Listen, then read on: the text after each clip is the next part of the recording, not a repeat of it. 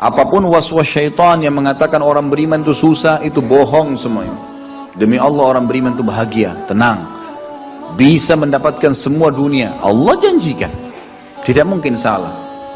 Kita melihat orang-orang yang tinggal di Timur Tengah, Allah berikan kekayaan. Banyak orang di Indonesia juga, orang di Asia Tenggara yang memang beriman sama Allah banyak. Saya berjalan dengan orang-orang yang pergi umroh, pergi haji, banyak orang mampu. Banyak orang mampu dan mereka hidup bahagia, bisa. Ya. Jadi bukan berarti kalau kita lagi sulit kemudian kita menganggap oh ini berarti saya disiksa sama Allah tuh memang hukuman. Tidak. Antum harus berubah, kata Allah SWT, innallaha la yughayyiru ma biqaumin hatta yughayyiru ma bi anfusihim. Allah tidak akan mengubah nasib satu kaum sampai mereka mengubah nasibnya.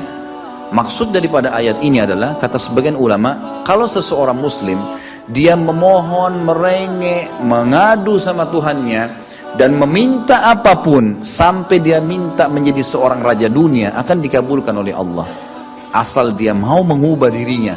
Lalu Allah akan bukakan kepadanya peluang-peluang untuk mencapai apa yang sedang dia minta itu. Dan Allah sebaliknya akan mencukupkan kebutuhan seorang hamba kalau dia mengatakan cukuplah saya begini. Misal ada orang bekerja, dia dikasih sama Allah gaji, dia dapat gaji 2 juta, dimudahkan, dia diterima kerja seterusnya. Lalu dia mengatakan cukuplah seperti ini, keluarga saya biayai 1,5 juta sudah cukup, alhamdulillah, udah nggak masalah, Allah cukupkan dia dengan itu. Tapi kalau ada orang tamak dengan rahmat Allah, enggak, saya mau begini, saya mau begitu, saya mau berusaha, lalu merengek minta kepada Allah, Allah akan kasih, tapi prosesnya ada. Karena kita di dunia ada proses. Makanya Umar bin Abdul Aziz rahimahullah mengatakan, sungguh saya ini memiliki pribadi yang tumuh. Tumuh itu orang yang selalu antusias mendapatkan yang terbaik. Beliau waktu jadi masyarakat biasa, beliau minta kepada Allah agar menjadi gubernur Madinah.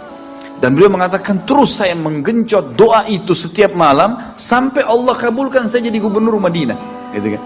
Kemudian setelah itu saya memiliki antusias yang lebih besar untuk menjadi khalifah, dan terus saya berdoa sampai Allah nobatkan jadi khalifah. Padahal Umar bin Abdul Aziz tidak bisa jadi khalifah pada saat itu kalau sesuai dengan jalur keturunan.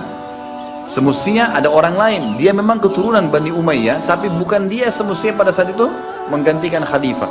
Tapi subhanallah, sebelum meninggal khalifah sebelumnya menulis surat bahwasanya yang datang setelah saya adalah Umar bin Abdul Aziz, padahal bukan dia. Makanya setelah Umar bin Abdul Aziz meninggal kembali kepada keturunan raja yang pertama, tapi Allah selipkan dia menjadi khalifah di situ. Dan dia mengatakan, saya mendapatkan semua apa yang saya inginkan dengan tumuh saya, dengan antusias saya yang besar, dan saya mohon kepada Tuhan saya sampai Allah kasih. Jadi Allah kasih, teman-teman sekalian. Tapi bagaimana kedekatan antum kepada Allah subhanahu wa ta'ala? Bagaimana kita merengeknya dengan Allah? Bagaimana kita memohonnya dengan Allah? Tidak ada yang mustahil. Coba terus minta sampai Allah kasih. Karena setiap seseorang hamba mengucapkan Rabbana atau Allahumma, atau kita mengatakan dalam bahasa Indonesia, ya Allah, wahai Tuhanku. Begitu kita mulai memohon, itu sudah ada garis startnya ucapan kita, ada garis finishnya. Tinggal antum sabar sampai garis finish. Enggak. Banyak orang berdoa baru pertengahan sudah berhenti dengan alasan Allah belum kasih.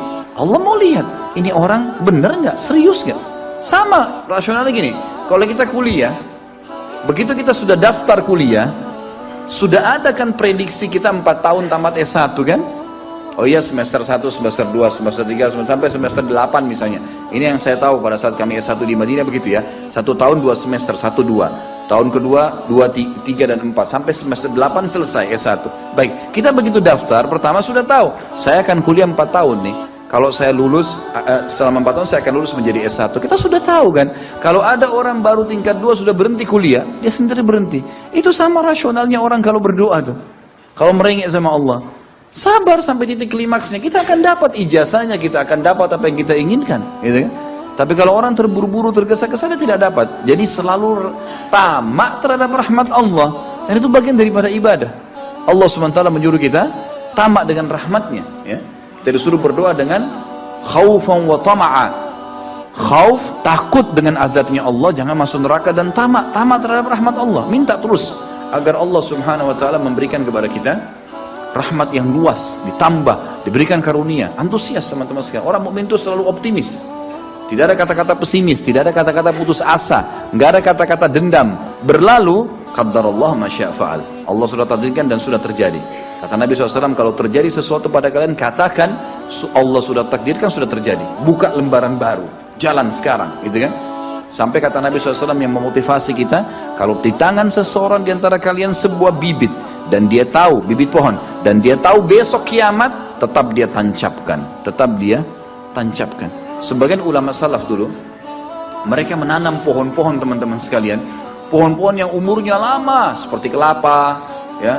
Tapi di sana mungkin mereka menanam pada saat itu kurma. Kurma lama tumbuhnya, gitu kan. Mereka tanam. Sampai pada saat itu ada beberapa sahabat menanam pohon-pohon kurma yang masih kecil. Mereka di umur pada saat itu sampai alis mereka sudah putih dan turun menutupi matanya, saking tuahnya, 80-90 tahun. Ditanya oleh murid-muridnya, kenapa anda masih menanam seperti ini, di umur seperti ini, gitu kan. Kata dia, Allah akan memberikan saya pahala di setiap gerak-gerik saya, termasuk ini. Bagaimana dia antusiasnya? Artinya ada hadis Nabi yang mengatakan tidak ada seseorang yang menanamkan sebuah pohon kecuali kemudian ada burung yang hinggap di situ, atau manusia ya yang hinggap bernaung, atau mungkin hewan-hewan, ulat atau apa saja yang memakan daunnya atau buahnya, kecuali jadi pahala buat dia. Jadi selalu ada motivasi untuk menjadi orang yang terbaik, ya. Makanya juga dalam masalah surga begitu. Kata Nabi SAW, kalau kalian minta surga Firdaus, surga yang tertinggi. Jangan bilang amal saya nggak cukup, enggak. Tamak dengan rahmat Allah, minta yang terbaik teman-teman sekalian. Kita tidak akan berubah kecuali Allah tidak akan berubah kecuali kita berubah dulu. Kita yang mengubah menjadi lebih baik. Nah, ini poin yang harus digarisbawahi. Ini sebuah kaidah hidup, ya. Sehingga kita harus selalu optimis, dan begitulah keadaan orang-orang